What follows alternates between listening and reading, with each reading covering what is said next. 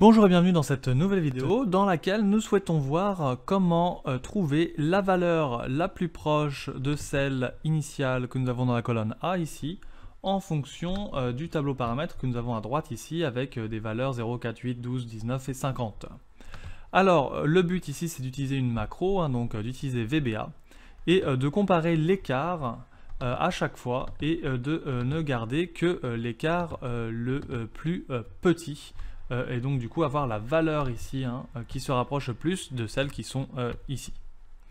Alors pour ce faire, donc on va créer une autre macro, et donc notre macro va faire quoi? Va faire une boucle déjà sur ces valeurs initiales, et à chaque valeur initiale, donc à chaque arrêt de ligne ici, on va aller faire une boucle ici et on va comparer la différence, et on ne va garder que la valeur qui se rapproche le plus, donc la différence qui est la plus petite. Et nous récupérerons aussi le titre et puis nous collerons les informations ici présentes. Alors, allons créer notre macro ici. Donc on va insérer un nouveau module, on va commencer à taper le code. Donc du coup, on va trouver la valeur la plus proche. Et on va commencer donc par identifier notre onglet. Il va nous falloir la dernière ligne des valeurs initiales. Et il va nous falloir la dernière ligne, on va dire des paramètres, pour qu'on puisse faire nos boucles. Ensuite, il va nous falloir du coup, on va appeler ça valeur initiale. Et je vais mettre en variante pour l'instant. Peut-être même d'ailleurs je vais laisser comme ça. Après on va avoir du coup on va avoir quelque chose comme écart. Alors il faut qu'on ait l'écart temporaire en fait. Et il faut qu'on ait l'écart final. Donc je vais l'appeler final aussi, tiens d'ailleurs, voilà. Et normalement, je pense que c'est à peu près tout. Donc on va commencer par identifier l'onglet. On va trouver la dernière ligne des valeurs initiales. On va trouver tout de suite la dernière ligne paramètres. Ensuite, on va commencer donc du coup boucle sur les données, enfin sur les valeurs initiales. On va donc identifier valeur et on va faire boucle sur les paramètres. Et une fois qu'on est sur la boucle dans nos paramètres, qu'est-ce qu'on va faire? On va faire donc du coup calculer écart entre valeur initiale et valeur paramètre, on va dire. Ensuite, on va comparer avec l'écart final. Et si plus petit, alors retenir nouvelle information.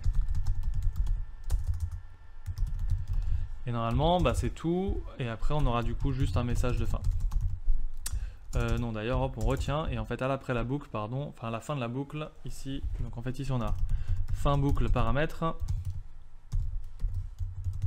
et ici on a collé les informations, et après fin boucle. Voilà, et après le message de fin.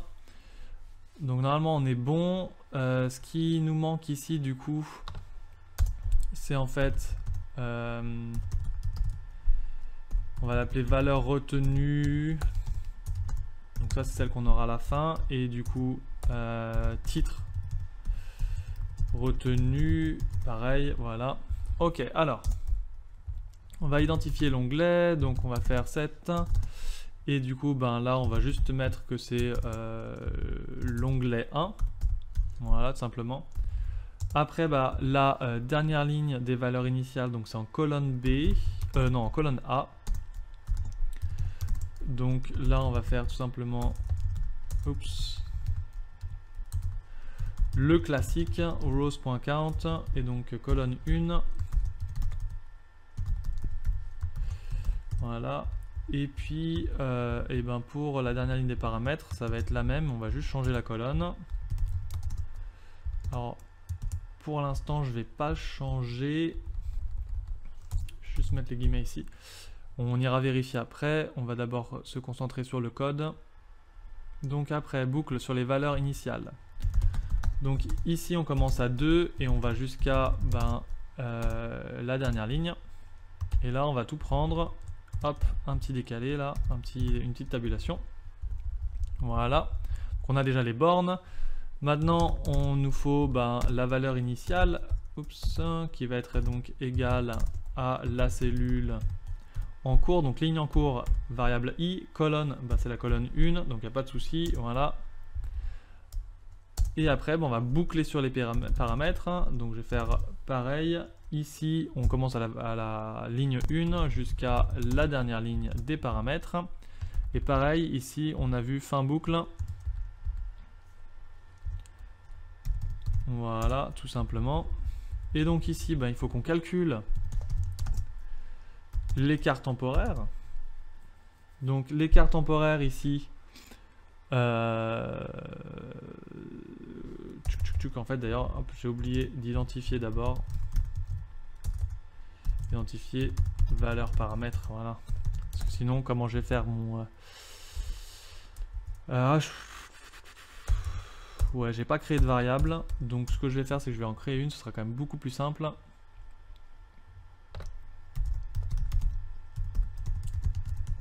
Voilà. Comme ça, pour la lecture, c'est quand même beaucoup mieux, beaucoup plus simple à comprendre. Et voilà, c'est pareil, ce sera du coup la ligne P. Et la colonne, on viendra la rajouter après. Donc on va faire l'écart, et alors là, ce qu'on va faire, c'est qu'on va quand même faire toujours dans le même sens. Donc on va faire valeur initiale moins valeur paramètre. Et ce qu'on va faire, c'est qu'on va, on va mettre l'écart toujours en positif. Parce que là, effectivement, on va avoir le cas, soit ça va être un résultat négatif, soit ça va être un résultat positif. Donc on va faire en sorte que si l'écart temporaire ici est inférieur à 0, alors, et c'est là qu'on va faire, en fait, on va mettre écart temporaire est égal à moins écart temporaire. Donc on le remet en positif. Voilà, c'est juste pour s'assurer qu'on compare les bonnes choses ensemble là. Donc, une fois qu'on a ça, et c'est simple, on va vérifier du coup que si écart final différent de vide, alors, et s'il n'est pas différent de vide, on fera quelque chose d'autre. On va mettre endif là déjà, voilà. Alors, si il est différent de vide, du coup on va comparer, on va dire si l'écart temporaire est inférieur à l'écart final, alors, et c'est là du coup qu'on va changer en fait, c'est-à-dire que du coup maintenant, l'écart final va être égal à l'écart temporaire, et on va avoir du coup la valeur retenue qui va être égale à la valeur paramètre, et le titre va être égal du coup à onglet.cells ligne P, et pareil la colonne on la mettra après. Ça nous donne ça comme information. Une fois qu'on a ça, il faut qu'on règle quand même le problème que si c'est vide. Donc là, si c'est vide, en fait, tout simplement, on va prendre cette information-là, on va coller, enfin copier, pardon, et coller ça. directement.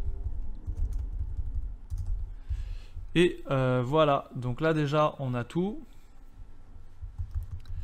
Et il va nous rester plus que à coller les informations.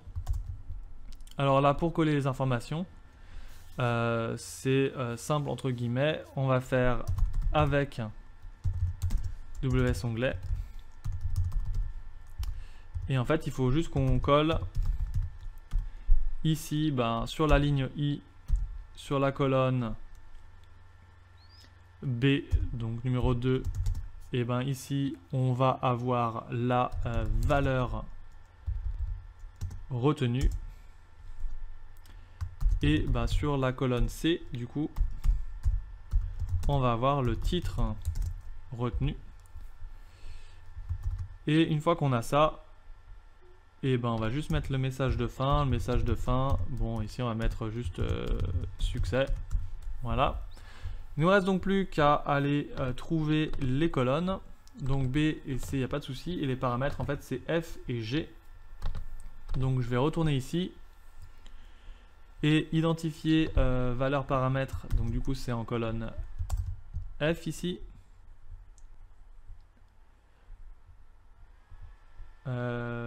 Pareil, dans le last row, il faut que je mette ici F.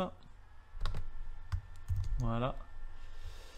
Et puis, il va nous rester ici, le titre retenu, ça va être G. Et ici, pareil, G. Une fois qu'on a toutes ces informations-là, cela apparaît correctement, il n'y a pas de problème. Donc, on va pouvoir maintenant tester le code et voir ce que ça donne. Donc, macro, trouver plus proche. Donc, on a un problème. Qu'est-ce qu'on a comme problème? Ah oui, alors je crois que je me suis trompé. Effectivement, j'ai mis le départ à la ligne 1 alors qu'on n'a pas d'information. Donc ici, hop, c'est ligne 2. Voilà. Donc là, devrait être bon. Allons-y.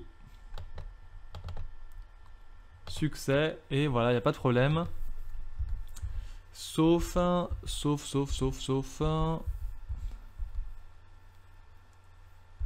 Donc là, effectivement, on a quelques petits soucis. Pourquoi la valeur la plus proche ici est 0?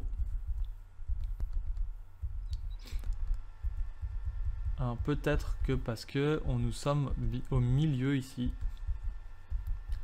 Bon, ça n'a pas de sens. Alors là, c'est parfait. Parce que du coup, on va aller pouvoir se mettre un point d'arrêt ici. Et puis, on va aller voir ce qui se passe. Donc, je vais appuyer sur F8 et puis je vais faire pas à pas. Donc ma valeur initiale est 0,5. Ici, la valeur de paramètre est 0. Mon écart doit être 0,5. Ici, du coup, mon écart final est 0,5. Valeur retenue 0. Titre retenu, test. Pas de souci. Après, je suis à 4. Mon écart ici est à moins 3,5, qui repasse donc à 3,5.